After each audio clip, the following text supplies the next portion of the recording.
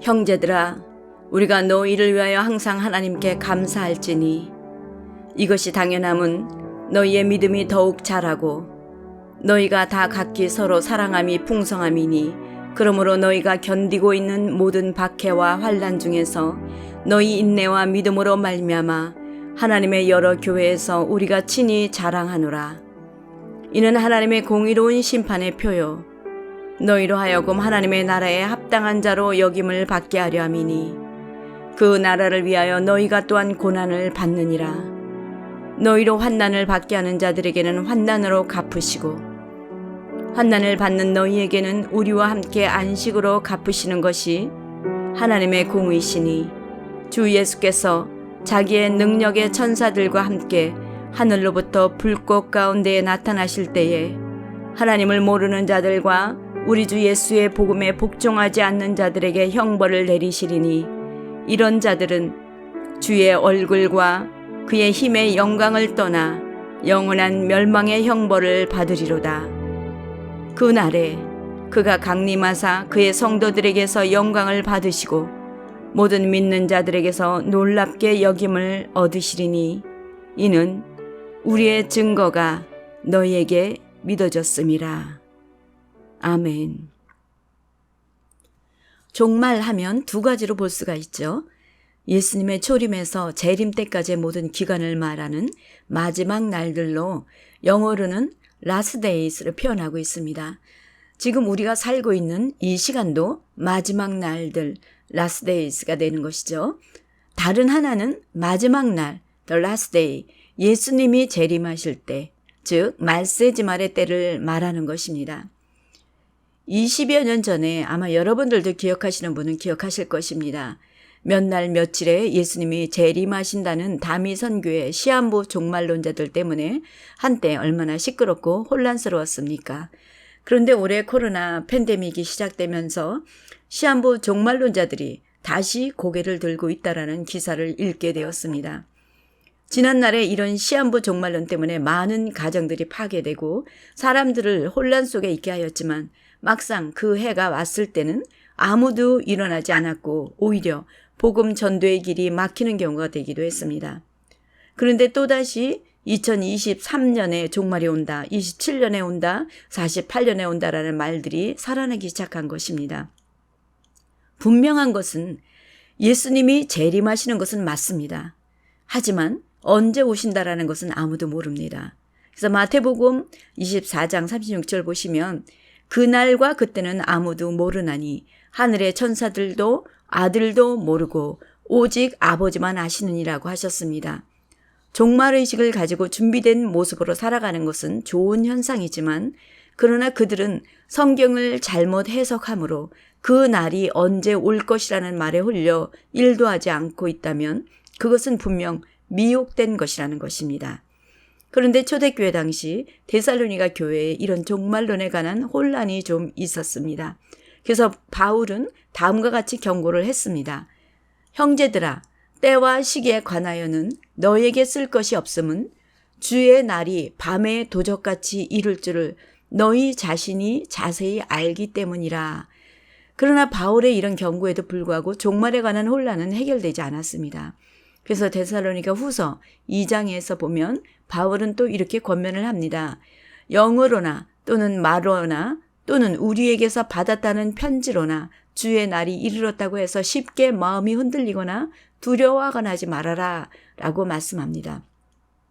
그러면서 종말의 징조에 대해서는 누가 어떻게 하여도 너희가 미혹되지 말라. 먼저 배교하는 일이 있고 저 불법의 사람 곧 멸망의 아들이 나타나기 전에는 그날이 이르지 아니하리라 라고 예언하고 있는 것이죠.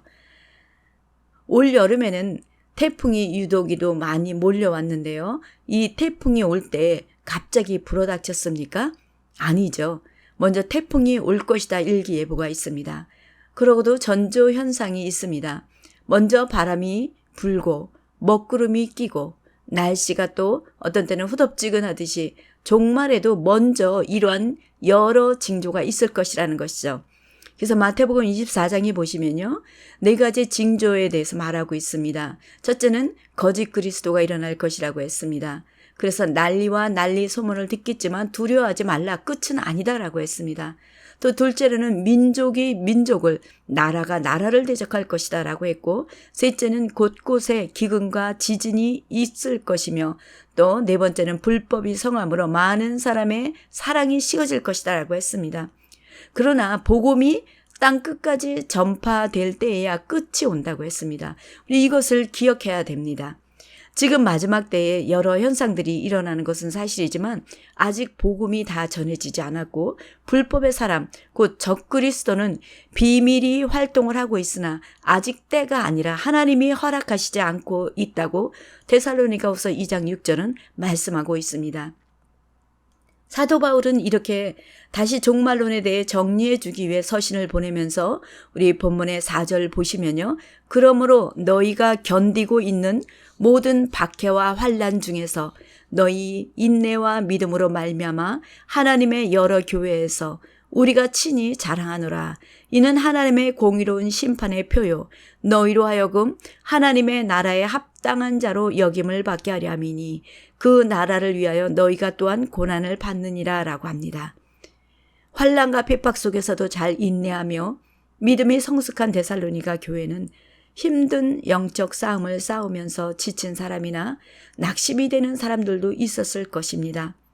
그 와중에 데살로니가 교회는 타 교회의 본이 되어 자랑한다고 하고 하나님의 나라에 합당한 자로 여김을 받게 된다라는 말과 10절에 주님께서 성도들에게 영광도 받으실 것이라는 사도 바울의 이 말씀은 그들에게는 큰 위로도 되고 힘이 나기도 하였을 것입니다.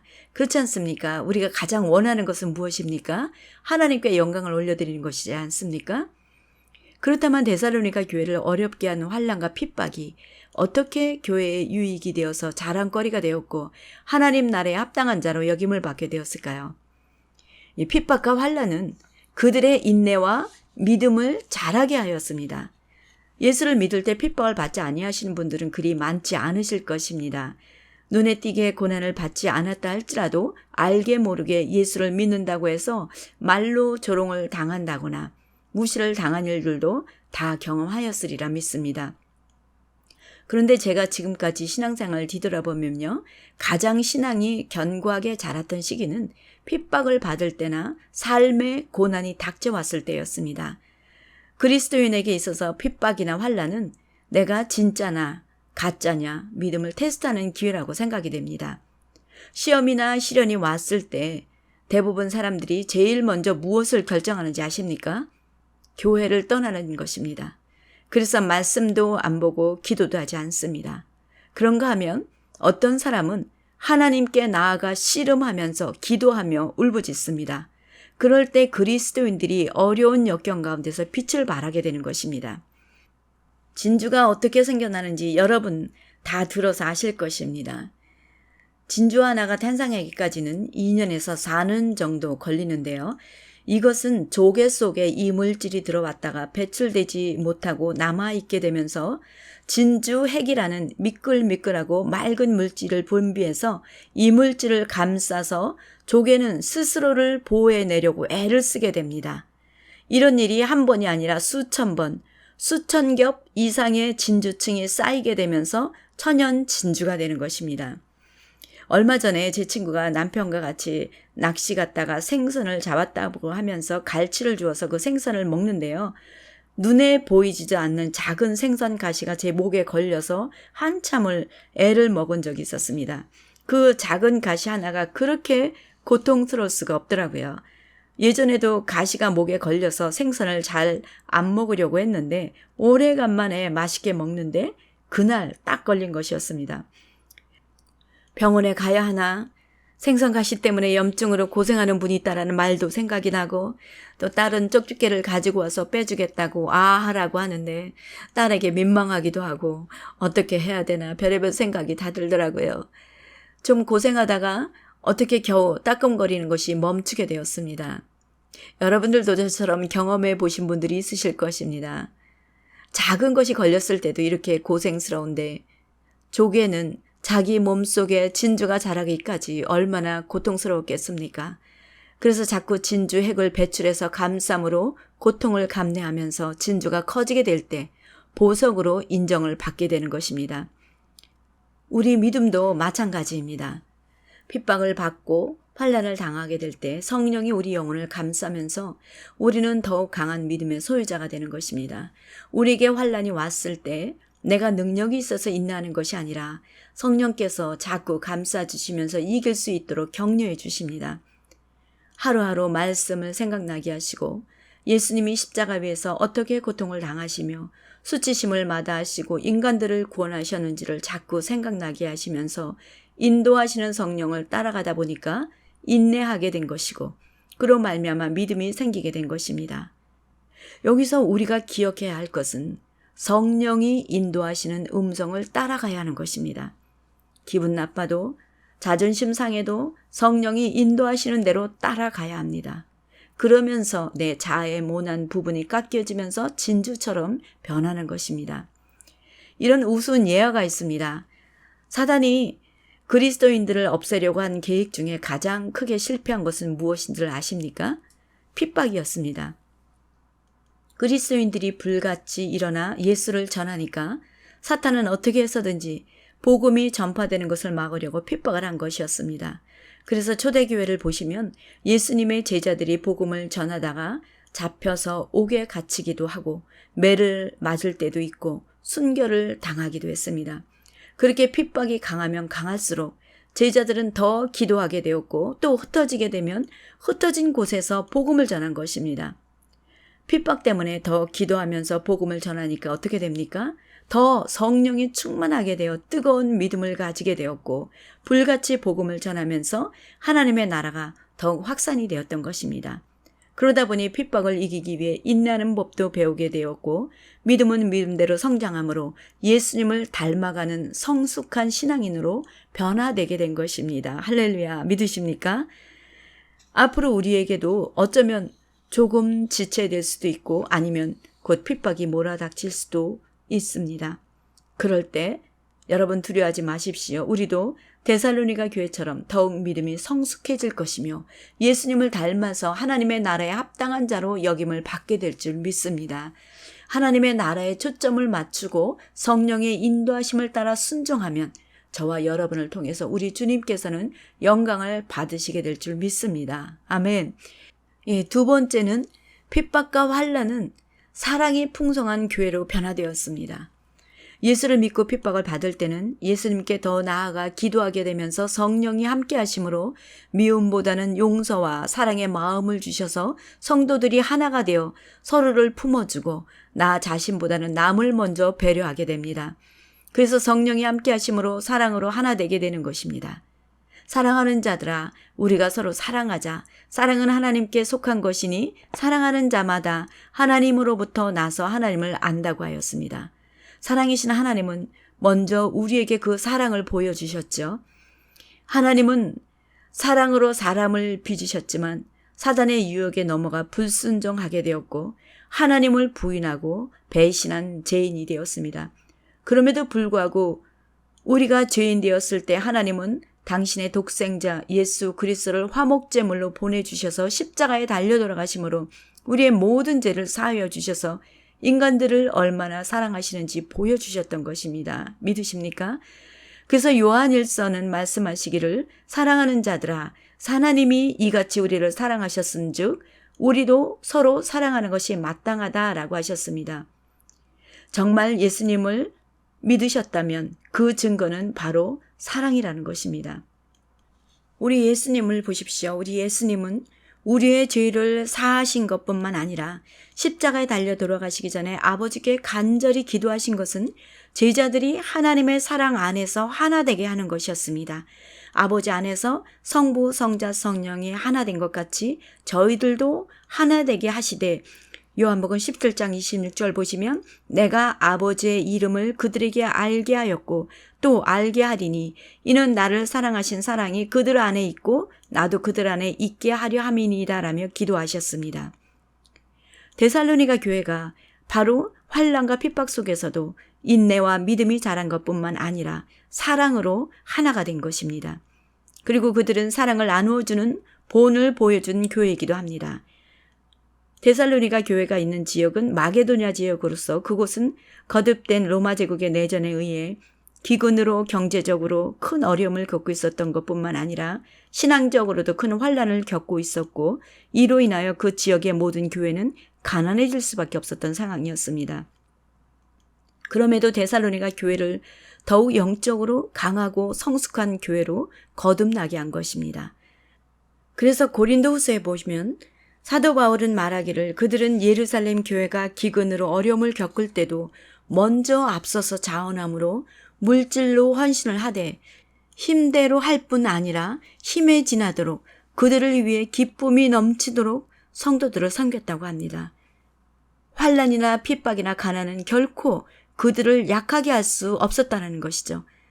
마게도냐 지역에 있는 교회는 데살로니가 교회를 비롯해서 그 지역 환경이 다 가난할 수밖에 없었음에도 불구하고 부한 고린도 교회보다도 많은 구제 헌금을 했다라는 것은 환난과 핍박은 오히려 하나님의 은혜 안으로 들어가게 하였고 사랑이 풍성한 교회가 된 것입니다. 마지막 때에 나타나는 징조 중 하나가 사랑이 식어질 것이라는 것을 앞에서 말씀드렸습니다. 디모데후서에서도 이런 말씀이 있습니다. 너는 이것을 알라. 말세에 고통하는 때가 이르러 사람들이 자기를 사랑하며 돈을 사랑하며 자랑하며 교만하며 비방하며 부모를 거역하며 감사하지 아니하며 거룩하지 아니하며 무정하며 원통함을 풀지 아니하며 무함하며 절제하지 못하며 사나우며 선한 것을 좋아하지 아니하며 배신하며 조급하며 자만하며 쾌락을 사랑하기를 하나님 사랑하는 것보다 더하며 경건의 모양은 있으나 경건의 능력은 부인하니 이 같은 자들에게서 네가 돌아서라. 아무리 복음 전하고 말씀을 먹여도 복음을 듣지 않고 말씀대로 순종하지 않고 변화되어 주님을 닮아가기를 싫어하고 자기 의지대로 살겠다고 고집한다면 결국은 계시록의 22장 보면 불의를 행하는 자는 그대로 불의를 행하고 더러운 자는 그대로 더럽고 의로운 자는 그대로 의를 행하고 거룩한 자는 그대로 거룩하게 하라. 무엇입니까? 내버려 두라는 것입니다. 어쩔 수 없다라는 것이죠. 하지만 데살로니가 교회는 어떻습니까? 그들은 복음을 받은 그대로 행함으로 믿음이 부요한 자가 되었고 사랑으로 하나가 되어 하나님의 나라에 합당한 교회가 되었습니다. 우리 리빙스톤 교회도 하나님의 나라에 합당한 교회가 될 줄 믿습니다. 아멘. 지금은 겉모습이 작게 보일지 모르지만 믿음이 성숙하고 사랑으로 하나 되어 성령께서 인도하시는 대로 우리를 내어 드리며 순종할 때 강한 교회로 하나님의 나라에 합당한 교회가 되는 줄 믿습니다. 그래서 하나님의 영광을 나타내는 교회, 하나님의 마음에 합한 교회, 하나님의 마음을 시원케 해드리는 교회가 될 것입니다. 아멘. 할렐루야. 우리 워싱턴 리빙스톤 교회는 예수님이 주인이시기에 우리는 주님의 말씀대로 순종만 하면 성령께서 이루시고 하나님께서 영광 받으시게 될 줄 믿습니다. 그렇다면 의문이 있습니다. 그리스도인들은 하나님의 나라를 위하여 고난만 받아야 합니까? 그대로 고통을 당하기만 해야 합니까? 라고 물으시는 분이 계실 수 있습니다. 그렇지 않습니다. 우리 6절부터 9절까지 보시면요. 너희로 환난을 받게 하는 자들에게는 환난을 갚으시고 환난을 받는 너희에게는 우리와 함께 안식으로 갚으시는 것이 하나님의 공의시니 주 예수께서 자기의 능력의 천사들과 함께 하늘로부터 불꽃 가운데 나타나실 때에 하나님을 모르는 자들과 우리 주 예수의 복음에 복종하지 않은 자들에게 형벌을 내리시리니 이런 자들은 주의 얼굴과 그의 힘의 영광을 떠나 영원한 멸망의 형벌을 받으리로다. 아멘. 이 땅에 살 때 하나님의 자녀들이 고통을 당할 수 있지만 하나님은 반드시 보응해 주신다라는 것입니다. 하나님의 자녀들의 고통은 이 땅에서 잠깐 받을 수 있지만 주님이 오시면 영원한 안식으로 갚아주신다라고 하십니다. 여기서 안식은 영원한 영광의 나라에 들어가는 것입니다. 하지만 예수를 믿지 않고 하나님의 자녀들을 핍박하는 자들에게는 당장은 편안하게 살 수 있지만 그들에게는 영원한 멸망의 형벌을 받게 된다라는 것입니다. 그것은 주님과는 영원히 분리되어 다시는 기회도 없고 불도 꺼지지 않고 구더기도 죽지 않는 지옥에 영원히 던져지게 되는 것입니다. 여러분, 최고의 복이 무엇인지 아십니까? 영원한 나라에 들어가 예수님과 함께 영광 가운데 거하는 것입니다. 할렐루야. 예, 천국은 하나님의 영광이 있어서 그 성의 빛이 지극히 귀한 보석 같고 벽옥과 수정같이 맑다고 그렇게 기록이 되어 있습니다. 그곳은 다시는 저주가 없는 곳입니다. 그곳은 밤이 없습니다. 그곳은 아픔도 슬픔도 고통도 없는 곳입니다. 그리고 하나님의 영광이 비치고 어린 양이 그 등불이 되시기에 해나 달의 비침이 쓸데없는 곳이다라고 했습니다. 그리고 만국이 그 빛 가운데로 다니고 땅의 왕들이 자기 영광을 가지고 그리로 들어갈 것이다라고 했습니다. 아멘. 여러분, 그 각종 보석과 맑은 유리 같은 정금으로 되는 황금길이 있는 그 천국에 사랑하는 예수님과 함께 영원히 거할 수 있는 그곳에 생각해 보셨습니까? 얼마나 영광스럽습니까? 그곳에 빨리 가서 예수님을 만나고 싶지 않으세요? 그것을 생각하면 이 땅에 잠시 잠깐 당하는 환난이나 핍박으로 인한 고난은 고난이 아닙니다. 사랑하는 성도 여러분, 예수님이 언제 오실지는 우리는 알 수가 없습니다. 그러나 우리가 짐작하는 것은 기록된 성경 말씀대로 말세에 일어나는 징조들을 볼 때 주의 날이 빨라지고 있다라는 것입니다. 코로나 팬데믹 속에서도 흩어진 유대인들이 대관리하고 있고 이스라엘과 아랍에미리트와 바레인이 아브라함 협정을 맺는 등 현재 급변하는 중동 지역의 변화를 볼 때 예수님이 오실 때가 가까웠다라는 것은 분명히 알 수가 있습니다. 얼마 남지 않은 성경의 나머지 부분도 곧 빠르게 성취될 것입니다. 이번에 미국의 정권이 바뀌느냐 그대로 유지하느냐에 따라서도 많이 달라질 것입니다. 이번에 정권이 바뀌게 되면 하나님 반대편으로 나아가게 될 것이기에 엄청난 혼란이 올 수도 있습니다. 우리는 지난 정권 때 기독교 탄압에 대해서 이미 살짝 맛을 보았습니다. 또 누가 대통령으로 결정이 나든 후 폭풍은 거세게 일어날 수도 있습니다. 그래서 우리는 하나님의 뜻이 이루어지도록 힘써 기도하며 믿음으로 준비해야 합니다. 혹시 정권이 그대로 유지된다면 하나님은 미국에 한 번 더 기회를 주시는 것입니다. 그럼 우리는 더 정결한 모습으로 영혼 구원에 힘쓰며 더욱 주의 뜻이 이루어지도록 기도하며 힘써야 될 것입니다. 그러나 생각보다 빨리 기독교에 핍박과 환난이 온다 해도 예수님은 내가 세상을 이기었으니 너희는 담대하라고 하셨습니다. 그때는 두려워하지 마십시오. 오직 믿음으로 맡겨진 일에 충실하며 부지런히 전도하시면서 주님이 우리를 보호하실 것을 믿으십시오. 항상 성령의 충만함을 구하시고 말씀만 믿고 주위 환경에 쉬이 흔들리지 마십시오. 그리고 주와 함께 영원히 영광 가운데 거할 것을 바라보며 승리하시는 저와 여러분이 되시기를 축원합니다.